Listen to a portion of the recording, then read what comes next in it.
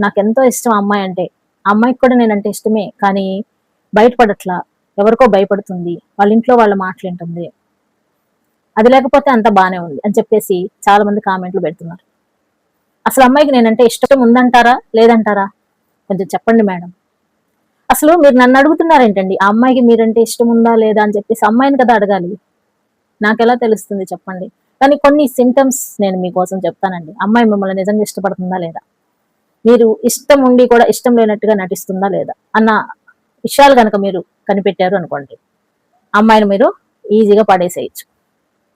కానీ ఒక విషయం గుర్తుపెట్టుకోండి. ఇక్కడ పడేయటం అనంటే ఇష్టం లేని అమ్మాయిల వెనకాల తిరుగుతూ, మీ టైంని వేస్ట్ చేసుకుంటూ, వాళ్ళని డిస్టర్బ్ చేయటం కాదండోయ్!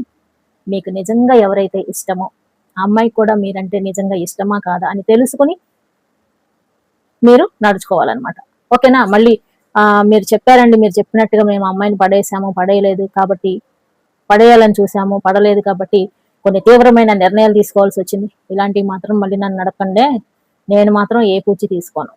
దీనికి మీరే బాధ్యులు. ఓకేనా బాయ్స్?